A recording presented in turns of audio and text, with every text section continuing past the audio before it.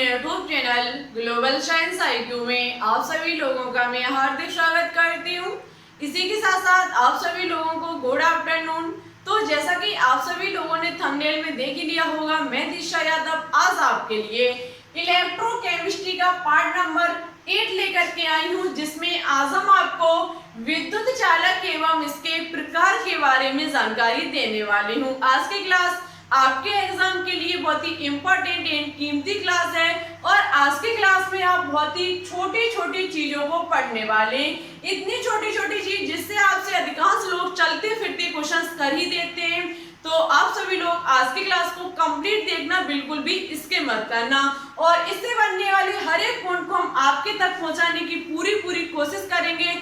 Full energy के साथ इस क्लास को हम पढ़ाएंगे, जिससे कि आपके द्वारा आपसे यदि कोई क्वेश्चन पूछता है तो उसका आप फेस टू फेस जवाब दे सकें। और इसी के साथ साथ वीडियो अच्छी लगे तो लाइक एंड दोस्तों के साथ शेयर करना बिल्कुल भी ना भूलें। चैनल पर न्यू हो तो प्लीज इसे एक बार सब्सक्राइब करके बेल आइकन को प्रेस ऑल पर क्लिक जरूर कर लें। इससे हमारी केमिस्ट्री की वीडियो का आने वाला कंटेंट जो भी होगा उसका नोटिफिकेशन आपके पास सबसे पहले पहुंच जाएगा। तो फिर चलिए अब ज्यादा कुछ ना कहते हुए, टाइम ना वेस्ट करते हुए बात करते हैं अपनी इस शानदार क्लास पर। देखो स्टूडेंट, सबसे पहले हम बात करेंगे कि विद्युत चालक कहते किसे, ठीक है।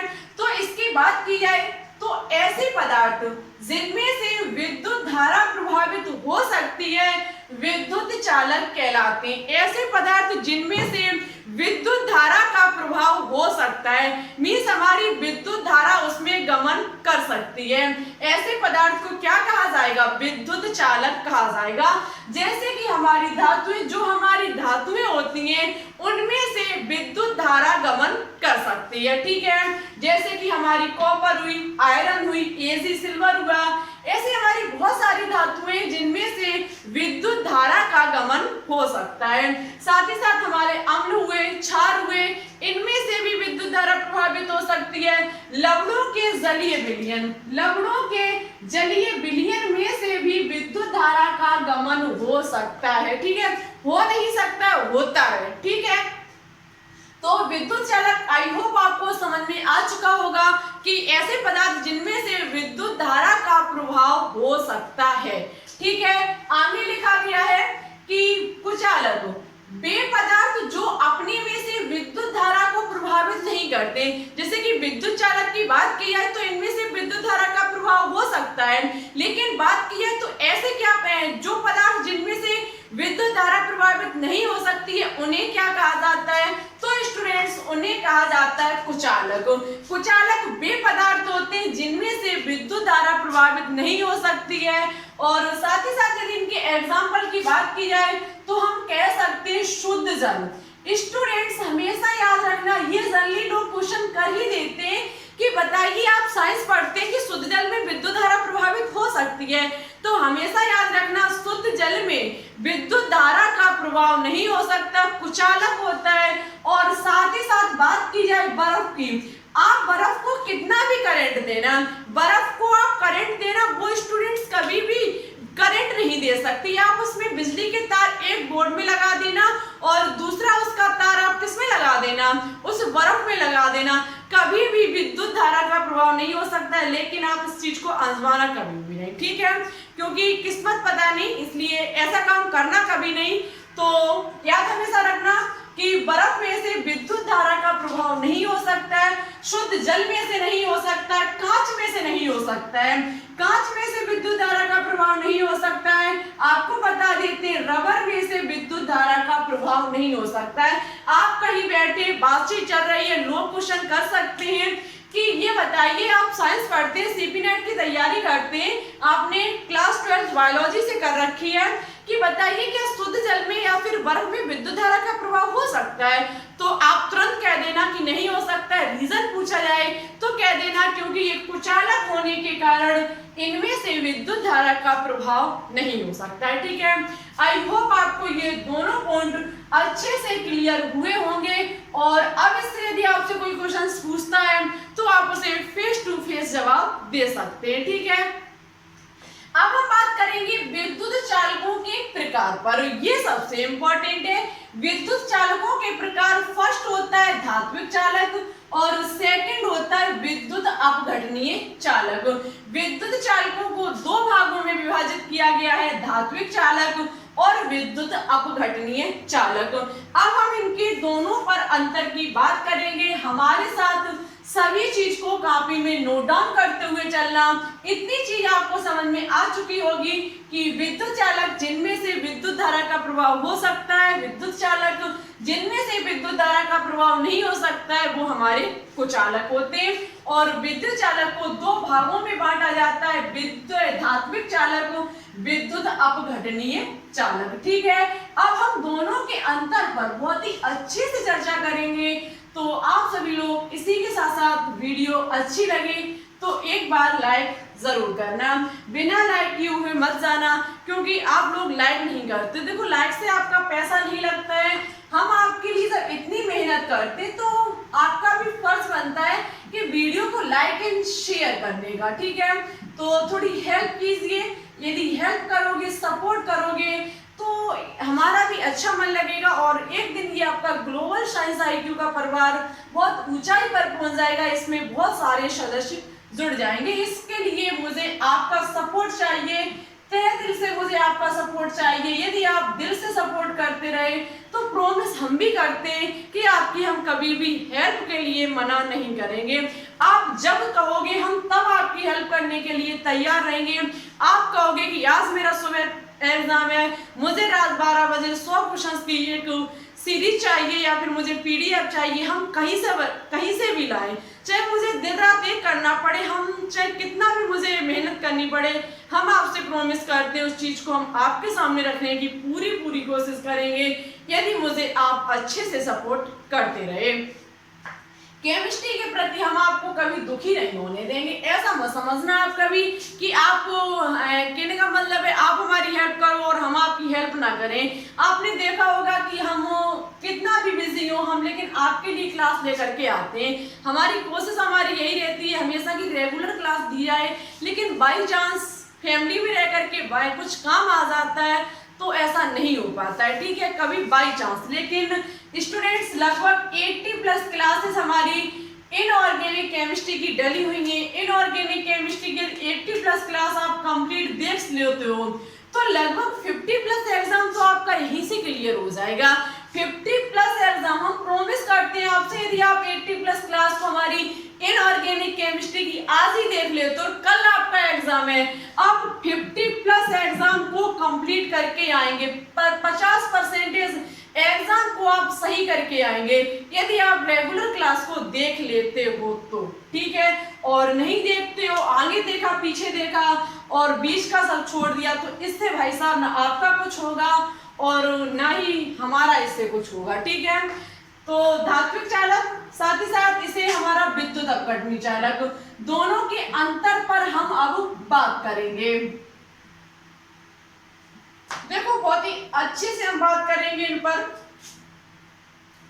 देखो, यदि बात की जाए धात्विक चालक की तो धात्विक चालक में क्या होता है, इनमें विद्युत धारा का प्रभाव मुक्त इलेक्ट्रॉनों के कारण होता है।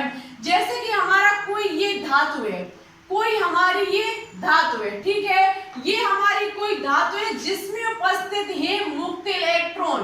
क्या उपस्थित है? मुक्त इलेक्ट्रॉन। आपको पता है कि कोई भी मेटल होगा, कोई भी धातु होगी तो उसके अंदर क्या घूम रहे होंगे? मुक्त इलेक्ट्रॉन।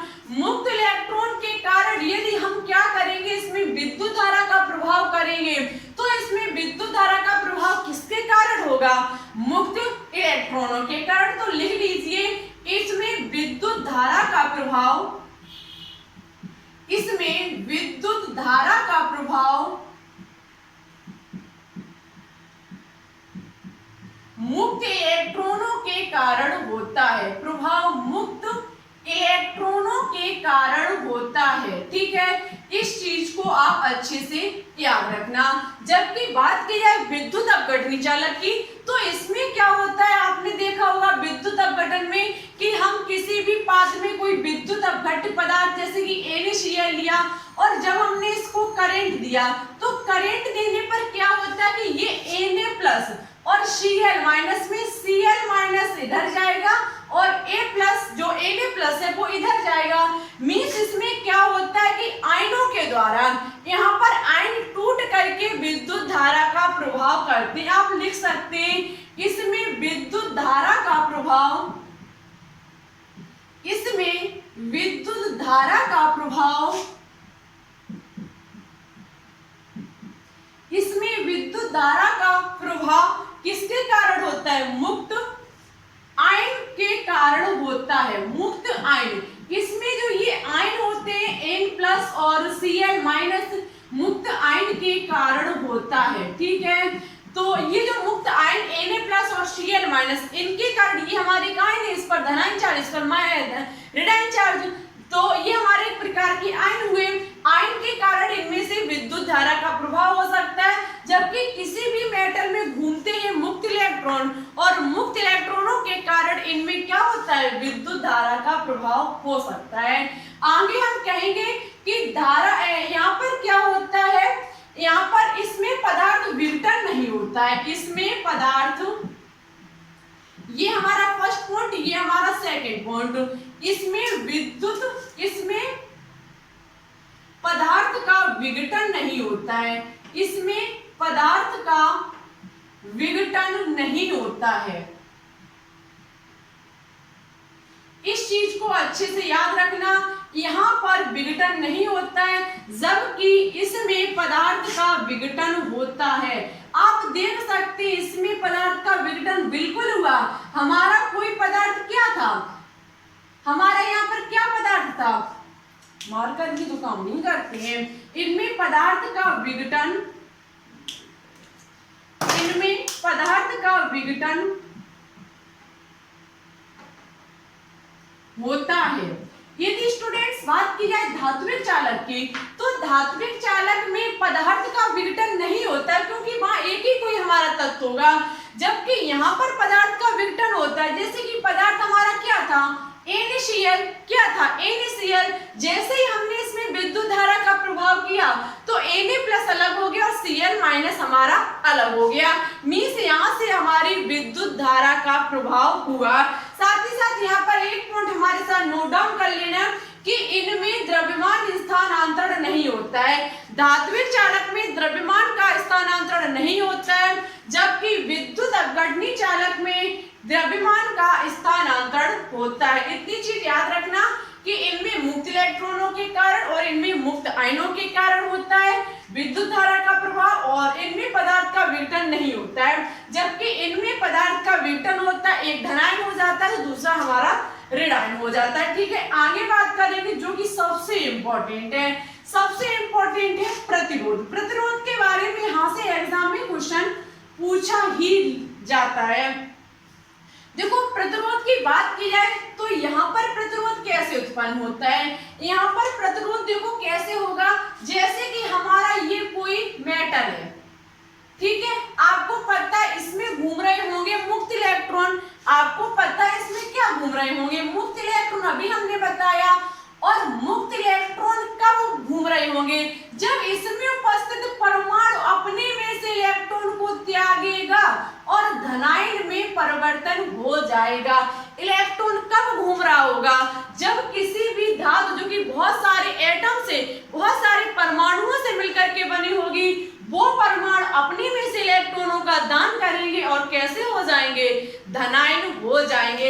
इलेक्ट्रॉन इधर घूम रहे होंगे, बीच बीच में हमारे क्या घूम रहे होंगे, प्लस धनायन परमाणु भी हमारे घूम रहे होंगे, क्योंकि इलेक्ट्रॉनों को उन्होंने दान किया और धनायन में परिवर्तित हो गए।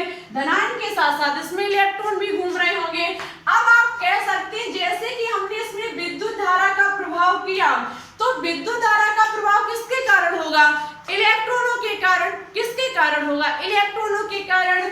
इलेक्ट्रॉनों के साथ साथ इसमें धनायन भी है, और धनायन होने के कारण विद्युत धारा का प्रभाव जो कि इलेक्ट्रॉनों के कारण होगा, ये इनके बीच रुकावट पैदा करेगा। ये धनायन वाला एटम जो इसमें होगा वो इसके बीच क्या रुकावट पैदा करेगा। रुकावट का मतलब यहाँ पर फिजिक्स या फिर केमिस्ट्री में होता है प्रतिरोध। क्या होता है, प्रतिरोध। तो आप कह सकते हैं कि धात्विक चालक में जो धातु के इलेक्ट्रॉन बने, किसी भी एटम से इलेक्ट्रॉन बने, वो एटम हमारा धनायन हो गया। धनायन के कारण इलेक्ट्रॉनों के प्रभाव में कमी आई, प्रभाव नहीं हो सका, क्योंकि उन धनायनों ने दिया। प्रतिरोध उत्पन्न करने के कारण विद्युत धारा जो होगी वो धीमा काम करेगी, विद्युत धारा में कमी आएगी। किसके कारण? प्रतिरोध के कारण। तो याद रखना कि धात्विक चालक में प्रतिरोध भी होता है। जबकि विद्युत अपघटनी चालक की बात की जाए तो इनमें 3 प्रकार का प्रतिरोध होता है। यहाँ पर 3 प्रकार का प्रतिरोध होता है। कैसा होता है तो समझ लीजिए। यहाँ पर क्या होगा प्रतिरोध में कि हमारा NaCl जैसे कि है वो किस में घुला होगा? जल में। NaCl किस में घोला होगा? जल में, तभी तो वो अपने आयनों में टूटेगा। जैसे हमने इसमें विद्युत धारा का प्रभाव किया तो स्टूडेंट्स यहाँ पर क्या होगा? विलय विलय के बीच प्यार मोहब्बत होगी। किसके बीच? विलय विलय के बीच। विलय हमारा यहाँ पर क्या होगा? NaCl। NaCl में Na+ कहेगा भैया Cl- हमें छोड़ के मत जा, और Cl- Na+ से कहेगा कि बेना तू मुझे छोड़ करके ना जा। मीन्स विलय विलय के बीच इतनी प्यार मोहब्बत होती है कि ये Na+ जो होगा वो कैथोड की तरफ नहीं जा पाएगा, और Cl- जो होगा वो एनोड की तरफ नहीं जा पाएगा। एक दूसरे को ये पकड़ के रखेंगे। जब ये एक दूसरे को पकड़ के रखेंगे, इनके बीच विद्युत धारा प्रभावित करने पर रुकावट पैदा होगी। रुकावट पैदा होना मीन्स यहाँ पर विलय विलय के बीच के कारण प्रतिरोध उत्पन्न हो जाएगा। किसमें? विद्युत अपघटनीय चालक में। इसी प्रकार से यहाँ पर ब्लैक ब्लैक के बीच उपस्थित, ब्लैक ब्लैक के बीच भी होगा। ब्लैक ब्लैक के बीच कैसे होगा? तो H2O एक दूसरे के कारण, ब्लैक हमारा जल है, जल में जो OH- और H+ है वो एक दूसरे को इतनी प्यार मोहब्बत से पकड़े हुए हैं कि ये अपने में से OH- को नहीं जाने देगा, ये H+ को नहीं जाने देगा, और हमारी विद्युत धारा प्रभावित करने पर रुकावट पैदा हो जाएगी और हमारा एक प्रकार का प्रतिरोध उत्पन्न हो जाएगा। इसी प्रकार से विलय और ब्लैक के बीच भी होता है।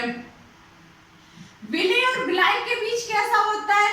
तो देखो यहाँ पर ये जो जल होगा वो Na+Cl- को इतनी मजबूती के साथ पकड़े होगा कि हम इसमें से जैसे विद्युत धारा का प्रभाव करेंगे ये ऐसे टूटने हटेगा नहीं। जैसे कि ये हमारे विलय और ब्लैक आपस में एक दूसरे को पकड़े हुए बहुत ही तरीके कस के, NaCl जो जल है वो NaCl को बहुत मजबूती के साथ जकड़े हुए हैं। हम इसमें से विद्युत धारा का जैसे ही प्रभाव करेंगे ये हमें दूर फेंक देगा, ये हमें दूर फेंक देगा और अपने में से विद्युत धारा का प्रभाव नहीं होने देगा। किसके कारण? विलय ब्लैक के बीच प्यार मोहब्बत के कारण यहाँ से विद्युत धारा का प्रभाव होना धीमा हो जाएगा। मीन्स यहाँ पर प्रतिरोध उत्पन्न हो जाता है। तो याद रखना विद्युत अपघटनी चालक में विलय विलय विलय ब्लैक के कारण प्रतिरोध उत्पन्न होता है, जबकि इसमें परमाणु के धनायन होने के कारण प्रतिरोध उत्पन्न होता है। आई होप आपको इतनी चीज बहुत ही अच्छे से समझ में आ चुकी होगी। अब हम लास्ट पॉइंट पर बात करेंगे जो कि है तापमान पर। तापमान को लेकर के बात की जाए तो याद रखना यदि हम धात्विक चालक का तापमान बढ़ाएंगे, धात्विक चालक का यदि हम तापमान बढ़ाएंगे तो यहाँ पर क्या होता है? तापमान बढ़ाने पर विद्युत धारा तापमान बढ़ाने के साथ धारा के प्रभाव में प्रतिरोध बढ़ता है। जैसे हम तापमान बढ़ाएंगे तो प्रतिरोध कैसा होगा? यहाँ पर प्रतिरोध भी बढ़ेगा। तापमान बढ़ाने पर प्रतिरोध बढ़ता है, जबकि विद्युत अपघटनी में क्या होता है कि तापमान बढ़ाने पर हमारा प्रतिरोध जो होता है वो कम हो जाता है। ठीक है, प्रतिरोध कैसा होता है? कम हो जाता है। क्यों?